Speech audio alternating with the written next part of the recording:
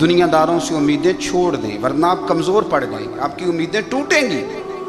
کتنا کمزور ہے وہ شخص دو چار ہزار کے لیے کسی بندے کی چاپلوسی کرتا ہے، اس کے پیچھے بھاگتا ہے، خوش آمدیں کرتا ہے تھوڑے سے نوٹوں کے لیے۔ دکھ سکھ میں کام آئے گا اس کام کے لیے۔ میرے رسول کریم علیہ السلام نے فرمایا جس نے بندوں کو راضی کرتے کرتے رب کو ناراض کر دیا اس کی دنیا بھی گئی اور آخرت بھی گئی۔ اور فرمایا جس نے بندوں کی پرواہ نہیں کی اللہ کو راضی کیا، فرمایا اگر رب راضی ہو گیا تو لوگوں کے دلوں میں بھی محبت پیدا فرما دے گا۔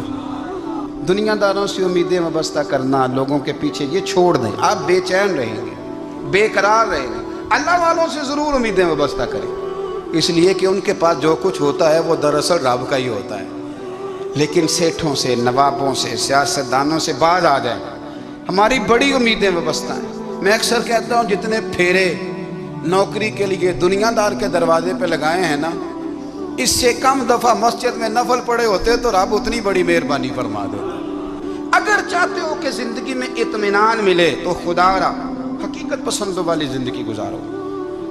یہ فضاؤں میں زندہ رہنا، ہواؤں میں اللہ بڑا معاف کرنے والا ہے، اللہ بڑا کریم ہے، معاف کر دے گا، تو بھئی یہ بات صحابہ کو بھی پتا تھی، یہ اہل بیت کو بھی خبر تھی، تو وہ تو ایک ایک بات کا لحاظ کرتے تھے۔ یہ غوث اعظم کو بھی پتا تھی، یہ ان کے والد کو بھی پتا تھی، جنہوں نے کسی کا ایک سیب کھا لیا تھا تو 12 سال اس کے گھر میں نوکری کرتے رہے، انہیں نہیں پتا تھا اللہ بڑا کریم ہے، معاف کر دے گا، ایک سیب ہی ہے نا۔ تو حقیقت پسندی آپ کو سکون دے گی۔ اور اگر آپ نے اپنے آپ کو غیر مطمئن کیا ہوا ہے، بات کچھ اور ہے، اور آپ نے اپنے آپ کو ڈال کسی اور طرف لیا ہے، تو پھر آپ کو سکون مل سکتا؟ سکون حقیقت پسندی میں، اصل میں سکون ہوتا ہے، اداکاری میں سکون نہیں ہوتا۔ تیسری بات سنیں، اگر آپ چاہتے ہیں زندگی میں مطمئن رہیں تو دنیا داروں سے امیدیں توڑ دیں،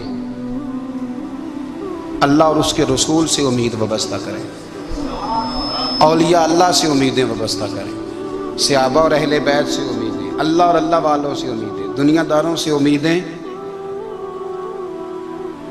آپ کو پتہ ہے دنیا دار کی تباہی کب ہوتی ہے؟ جب انہیں خوش آمدی مل جاتا ہے۔ چودھری کا بیڑا اس وقت غرق ہوتا ہے جب اسے چودھری کہنے والے زیادہ ہو جاتے ہیں۔ سیٹھ صاحب اور نواب صاحب بیچارے تباہ تب ہوتے ہیں بھولے پن میں، جب ان کے دائیں بائیں ریلا ہوتا ہے سیٹھ صاحب کہنے کا، لوگ انہیں کھانا چاہتے ہیں، پیار ان کا نہیں ہوتا، ان کی جیب کا ہوتا ہے، محبت ان سے نہیں ہوتی، ان کی کرسی سے ہوتی ہے، ضروریات کا پیار ہوتا ہے، تباہ کر دیا جاتا ہے۔ ہماری ساری توقعات دنیا داروں سے وابستہ ہو گئی ہیں، ناراض نہ ہونا۔ پیروں نے، مولویوں نے، درویشوں نے، انہوں نے بھی سیٹھ رکھے ہوئے جلسوں کی صدارت کرانے کے لیے، یعنی مذہبی جلسہ ہے، اس میں بہت زبردست پڑھے لکھے صاحب تقوی عالم کا خطاب ہے، اور کی صدارت وہ بندہ کر رہا ہے جس نے عشاء کی نماز بھی نہیں پڑھی، وہ بندہ صدارت کر رہا ہے۔ کیوں؟ اس لیے کہ اس نے لاکھ روپیہ دیا ہے محفل میں۔ آپ کو اگر خوشامد کرنی ہے تو پھر آپ کو ساری زندگی کرنی ہے۔ پھر ان کو بھی پتہ ہوتا ہے کہ تعلق کس بنیاد پر ہے، اس میں کبھی بھی خلوص پیدا نہیں ہوتا۔ آپ بے چین رہتے ہیں، بے قرار رہتے ہیں، آپ کو تکلیف رہتی ہے ہمیشہ۔ کبھی بھی دنیا داروں سے امیدیں وابستہ نہ کریں۔ ایک بات سنیں بڑی شاندار، امام غزالی نے لکھی ہے۔ امام غزالی فرماتے ہیں کہ ہارون الرشید نہ حج کر کے واپس آیا بغداد میں، تو کونے میں حضرت بہلول دانا بیٹھے تھے، رش بہت تھا، مجمع بڑا تھا۔ حضرت بہلول دانا بھی سڑک کے کنارے بیٹھے تھے، تو سپاہی کہنے لگے یہاں سے اٹھ جاؤ، فرمانے لگے ہارون الرشید کی زمین نہیں، زمین میرے رب کی ہے، میں کیوں اٹھوں؟ وہ قریب سے گزرا تو سلام لی، تو آپ نے اس کا پروٹوکول دیکھا تو فرمانے لگے ہارون الرشید تجھ سے تگڑے تگڑے موٹے موٹے پروٹوکول میں نے لوگوں کے دیکھے ہیں، اور یہ جو تیرے دائیں بائیں آج تیرے نعرے لگا رہے ہیں یہ پہلے ان لوگوں کے نعرے لگایا کرتے تھے، اور تھوڑا وقت گزرنے دے، جو تیرے بعد آئے گا نا یہ سارے پھر ان کے نعرے بھی لگائیں گے۔ تو جھوٹ کی دنیا میں زندہ ہے، ان سے تو نے امیدیں وابستہ کی ہیں، یہ کل اس کے نعرے لگائیں گے۔ اس کے دل پہ بڑا اثر ہوا، گھوڑے سے اتر آیا، آگے کہنے لگا حضور آپ نے مجھے بڑی اچھی نصیحت کی ہے، میرا دل بڑا ٹھنڈا ہوا ہے، میں نے سنا ہے آپ مقروض ہیں، کچھ لوگوں کا قرض، तो मुझे कोई हुक्म ही कर दें। आप हंसने लगे, फरमाने लगे यार तू तो बड़ा ही बेवकूफ़ है, बड़ा ही बेवकूफ़ है तू, मैं तुझे नसीहत कर रहा हूँ, तू मुझे उलझा रहा है। हुजूर कोई हुक्म कर दें। क्या खूबसूरत अंदाज है रब करीम के बंदों का। हज़रत बहलोल दाना फरमाने लगे तेरा रब कौन है? कहा अल्लाह। तो फरमाया मेरा कौन है? कहा अल्लाह। फरमाने लगे ये तो नहीं ना हो सकता कि अल्लाह हारून रशीद को देता रहे और बहलोल दाना को भूल ही जाए।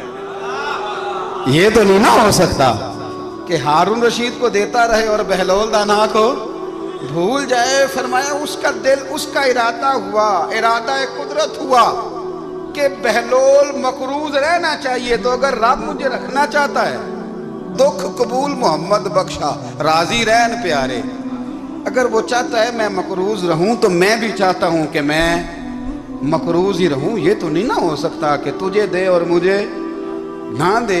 फरमाया मेरी तुझसे कोई उम्मीद नहीं, मुझे जब भी देगा मेरा रब भी देगा, और वो देगा तो फिर इंशाल्लाह खजाने खोल के देगा। अगर सुकून लेना चाहते हैं ना, अगर सुकून लेना चाहते हो ना, तो लोगों को डिस्कस करना बंद कर दो। किसको अल्लाह ने कितने पैसे दिए हैं वो जाने और अल्लाह जाने, किसको अल्लाह ने कितनी गाड़ियां दी हैं वो जाने, और लोगों को डिस्कस करना जी।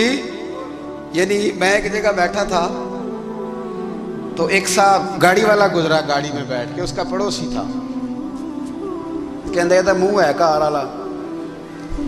मैं क्या ਉਹਦਾ ਤੇ है ਤਾਂ ਹੀ बैठा है।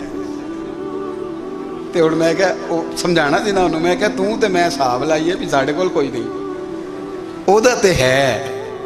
लेकिन ना अल्लाह ने उसे दी है ना, तो अल्लाह ने चाहा ना वो कार में बैठे, तो इसने फटे पे बैठ के ये तबसरा किया कि मुँह है कार वाला। मैं क्या भी ਉਹਦਾ ਤੇ है ਤਾਂ कार है।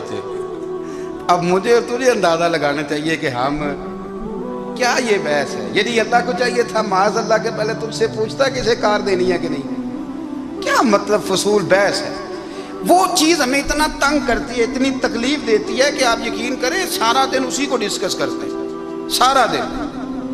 उसके पास गाड़ी है, उसके पास कार है, फलाने का पैसा 1 नंबर है, फलाने का 2 नंबर है, फलाने का 6 नंबर है। असल बात के अंदर हसद है, इसको निकालो। एक बात कहने लगा हूँ, इसे याद रखना। मेरे आला हज़रत रहमतुल्लाह अलैह फरमाया करते, हसद करने वाला बंदों पर एतराज़ नहीं करता, अल्लाह पर एतराज़ करता है। वो कहता है अल्लाह उसे क्यों दिया है, इतना क्यों दिया है, माज़अल्लाह। वो अल्लाह की तकसीम पर एतराज़ करता है। हसद करते हो बेचैन रहोगे, हसद आपके दिल को तड़पा के रख देगा, छोड़े। अल्लाह बड़ा करीम है, जिसको जहाँ चाहता है वहाँ बिठा देता है। आप कतन इस बहस में ना पड़े कि अल्लाह ने किसको कितना दिया है, कब दिया है, क्यों दिया है। वो बड़ा बेनियाज है। हसद आपको तबाह करेगा। दुनिया में पहला गुनाह जो हुआ था वो हसद था। इबलीस ने हजरत आदम से हसद किया, कहने लगा मैं बेहतर हूँ, सरदारी इसको मिल रही है, तो ये तो अल्लाह को पता है ना किसको देनी है। और दुनिया में पहला कत्ल हसद की वजह से हुआ। हाबील काबील के दरमियान हसद का मामला था। खातून का निकाह उससे क्यों हो रहा है, मुझसे होना चाहिए। हसद तबाही करता। अब यकीन करें, यानी दुकानदार के सामने दूसरी दुकान पड़ती है और परेशान हो जाता है। वो कहता है मेरा क्या बनेगा, ला हौला वला कुव्वता इल्ला बिल्लाहिल अलिय्यिल अज़ीम। यानी तेरा क्या ख्याल है कि तेरे हिस्से की रोटी वो खा जाएगा। इतना छोटा दिल। यानी तेरा मौक़िफ़ ये है कि तेरे हिस्से का नसीब उस तक चला जाएगा, ये तेरी ख्वाहिश है। एक दूसरे की कमजोरियां बयान करना, उसका तो माल ही नाकस है जी, उसके तो पास ही कुछ नहीं। ये तो कमजोर लोगों का तरीका है। मेरे रसूल करीम अलैहिस्सलातु सलाम गुजर रहे थे, पतझड़ का मौसम था, खिज़ां का मौसम था, दरख्तों के पत्ते झड़ रहे थे। सहाबा को साथ लेके हुजूर गुजरे और एक दरख्त की टहनी को पकड़ के हुजूर ने हिलाया। सहाबा फरमाते हैं कि छम छम उसके पत्ते गिरे, जमीन पर ढेर लग गया। हुजूर ने फरमाया देखा तुमने क्या हुआ। हुजूर हाँ। फरमाया कितनी तेजी से पत्ते झड़े हैं, सिर्फ तना रह गया है और खाली टहनियां रह गई हैं, कोई हुस्न बचा है। हुजूर नहीं। तो नबी करीम फरमाने लगे जो हसद करता है ना, उसकी नेकियां भी इसी तरह झड़ जाती हैं,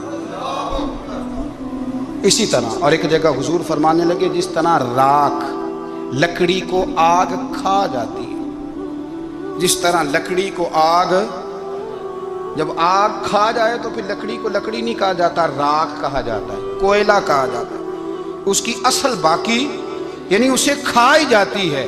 تو حضور علیہ الصلوۃ والسلام فرمانے لگے جس طرح آگ لکڑی کو کھا جاتی ہے، فرمایا اسی طرح حسد نیکیوں کو کھا جاتا ہے، نیکیاں رہتی نہیں۔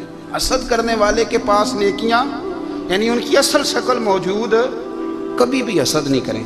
اللہ کی تقسیم ہے، جس کو چاہے جب چاہے جتنا چاہے عطا کرے۔